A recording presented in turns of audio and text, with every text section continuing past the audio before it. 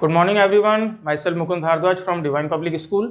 आज के 8th class के वीडियो में जो हमारा टॉपिक है that is tropical deciduous forest. इस टॉपिक से रिलेटेड तमाम इमेजेस और नोट्स आपको राइट हैंड साइड पे मेरे स्क्रीन पे देखने को मिलते रहेंगे। अभी तक हमने जो मेरा लास्ट वीडियो था उसमें समझा ट्रॉपिकल एवरग्रीन फॉरेस्ट क्या होता है, कहाँ कहाँ वो पाए जाते हैं। जैसा कि हमने देखा था Amazon basin, जायरे basin, Vietnam, Indonesia आदि क्षेत्रों में इस तरह के जंगल पाए जाते हैं। ब्राज़ील में बहुत बड़ी तादाद में इस तरह के जंगल देखने को मिलते हैं। साथ ही हमने जंगल के तौर पे ट्रॉपिकल एवरग्रीन फॉरेस्ट में किस तरह का वेजिटेशन होता है और किस तरह का वहाँ पे वाइल्ड लाइफ होता है वो भी देखा। आज के टॉपिक में हम समझेंगे ट्रॉपिकल डेसिडियस फॉरेस्ट के बारे में कि ये कहाँ पाए जाते हैं। सबसे पहला प्रश्न तो यही उठ के आता है। तो जो ट्रॉपिकल डेसिडियस फॉरेस्ट हैं basically these are found in northern Australia, central America and a large portion of India. India में भी इस तरह के जंगलों की भरमार है, बहुत बड़ी तादाद में इस तरह के जंगल देखने को मिलते हैं। स्पेशली अगर मैं बात करूं तो जो हमारा सतपुड़ा बेल्ट है, यहाँ पे सतपुड़ा ये बात कर रहा हूँ मैं आपके एमपी की, ठीक है। तो जो पूरा जो जोन है सतपुड़ा बेल्ट का ये उस तरफ ज़्यादा पाए जाएंगे। इसके अलावा ये उसी बेल्ट को आप आगे चले जाओ ईस्ट की तरफ आप, तो ये मध्य प्रदेश से होते हुए छत्तीसगढ़ और छत्तीसगढ़ से भी आगे अगर हम चले जाएंगे तो कुछ एरिया जो उड़ीसा का है वहाँ पे भी ये जंगल पाए जाते हैं। कहने का मतलब ये है कि बहुत बड़ी तादाद में इन जंगलों की जो भरमार है वो हमारे खुद के देश में भी देखने को मिलती है। और अगर हम बाहर की बात करें तो नॉर्दर्न ऑस्ट्रेलिया अर्थात उत्तरी ऑस्ट्रेलिया में, मध्य अमेरिका में भी इस तरह के जंगल बड़ी तादाद में देखने को मिलते हैं। अब आ जाते हैं हम इनके कैरेक्टरिस्टिक्स के ऊपर कि इन जंगलों की कैरेक्टरिस्टिक्स क्या है या किस तरह के ये जंगल होते हैं। देखिए पहला पॉइंट तो इसमें आपको देखना है, आप कैरेक्टरिस्टिक में देखेंगे। जैसे फर्स्ट पॉइंट क्या है आपका, this forest are affected by the seasonal contrast of moisture and sun heat. तो सीजनल कॉन्ट्रास्ट का मतलब क्या होता है, जैसे जैसे मौसम में परिवर्तन आता है आपको इन जंगलों के रंग में, रूप में, स्वरूप में भी बदलाव देखने को मिलता है। जैसा कि बारिश में आमतौर पे ये जंगल बहुत ज़्यादा हरियाली आपको इन जंगलों में देखने को मिलेगी, लेकिन बसंत ऋतु के बाद का जो सीजन आता है या जहाँ से गर्मियाँ शुरू हो जाती हैं वहाँ पे आप देखोगे पतझड़ का भी इम्पैक्ट इन जंगलों पे आता है। जब इनकी पत्तियाँ काफ़ी झड़ जाती हैं, इन जंगलों का जो कलर है वो ब्राउनिश हो जाता है ग्रीनिश से, ठीक है। तो जैसे जैसे समय या मौसम में बदलाव आता है उस मौसम में बदलाव आने का जो असर है वो इन जंगलों पे बड़ी तादाद में देखने को मिलता है।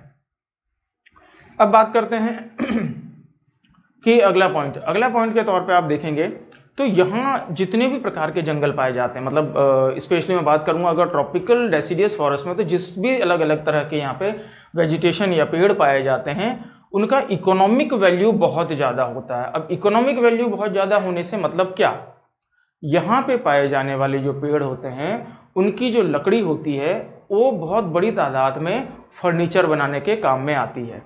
और उनसे न सिर्फ फर्नीचर बनाया जा सकता है बल्कि साथ ही साथ इन जंगलों में कई तमाम तरह की औषधियाँ, हर्ब्स भी पाई जाती हैं जिनका इस्तेमाल हम मेडिसिनल एक्टिविटीज़ के लिए किया करते हैं।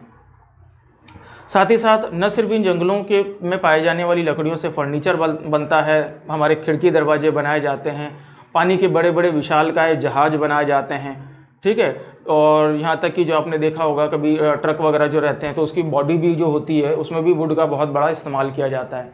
तो जहाज बनाने में, ट्रक की बॉडी वगैरह बनाने में, अर्थात लकड़ी का जहाँ भी, टिम्बर का जहाँ भी इस्तेमाल होता है उन तमाम जगहों पे यहाँ पे पाई जाने वाली लकड़ियों का इस्तेमाल होता है।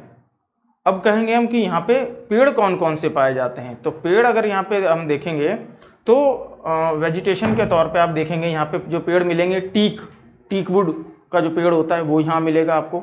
इसके अलावा आपको यहाँ पे नीम, साल, सागवान, शीशम, इस तरह का वेजिटेशन यहाँ पे देखने को ज़्यादा मात्रा में मिलता है। और जैसा कि आप जानते हैं सागवान हो गया या साल हो गया, शीशम हो गया, ये तमाम तरह के जो पेड़ होते हैं ये बहुत बढ़िया इनकी लकड़ी होती है, बहुत लंबे समय तक इनकी लकड़ी का इस्तेमाल किया जाता है, जल्दी ख़राब नहीं होती है, कीड़े नहीं लगते हैं। तो फर्नीचर में, दरवाजे खिड़कियों में बड़ी मात्रा में इनका इस्तेमाल किया जाता है।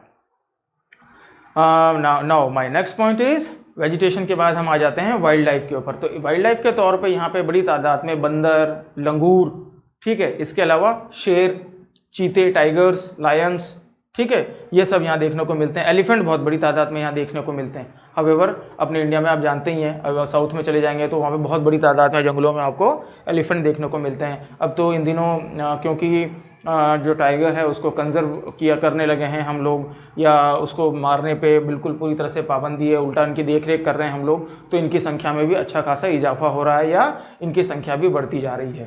तो ये एक अच्छी बात है, वाइल्ड लाइफ का होना भी आवश्यक है हमारे जीवन के लिए, हमारे लाइफ साइकिल के लिए।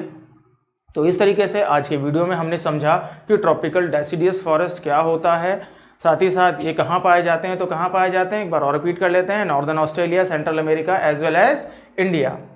खासियत क्या है इनकी कि इनकी जो लकड़ियाँ होती हैं, इनमें पाई जाने वाली लकड़ियाँ जो होती हैं, चाहे वो शीशम हो, नीम हो, साल हो, सागवान हो, ये तमाम तरह के जो पेड़ होते हैं, टीकवुड वगैरह हो, इनका जो टिम्बर होता है, जो लकड़ी होती है, वो काफ़ी इकोनॉमिक वैल्यू की होती है। या यूँ समझ लीजिए, दूसरे शब्दों में कहूँ तो ये जंगल की जो इकोनॉमिक वैल्यू होती है वो काफ़ी ज़्यादा होती है। ठीक है, एंड मौसम का इफेक्ट इसके ऊपर डेफिनेटली आता है, क्योंकि जिन प्रदेशों का हमने जिक्र किया यहाँ पे, उन प्रदेशों में साल भर लगातार बारिश नहीं होती है। ठीक है, तो जब भी जो भी बारिश होती है उससे ये फलते फूलते हैं जंगल, स्वतः सेल्फली खुद का जो न्यूट्रिशन है वो खुद ही अपने आप अर्थ से ग्रैस्प करते हैं, गेन करते हैं, और नेचुरल तौर पे इन जंगलों का निर्माण होता है। वाइल्ड लाइफ के तौर पे बड़ी तादाद में यहाँ पे बंदर, लंगूर, हाथी, शेर, चीते, इस तरह के जो एनिमल्स हैं वो हमें देखने को मिलते हैं। Well, thank you. आज मुझे उम्मीद है कि जो कुछ भी हमने पढ़ा, एक एक करके ले रहे हैं हम टॉपिक, कोई जल्दबाजी नहीं है, पर मैं चाहूँगा कि नोट्स आपके बराबर बनते रहें और चीज़ों को आप रटने से बेहतर होगा कि इसको समझते हुए चलें आप लोग। तो इसके नोट्स अवश्य बना लीजिएगा। आज के वीडियो में इतना ही। कल के वीडियो में हम देखने वाले हैं टेम्परेट एवरग्रीन फॉरेस्ट, जहाँ पे हम डिटेलिंग लेंगे कि तो थर्ड जो हमारा प्रकार है फॉरेस्ट का, टेम्परेट एवरग्रीन फॉरेस्ट, वो किस तरह के जंगल होते हैं और वहाँ का बाकायदा पूरा डिटेल हम देखेंगे। Well, thank you so much.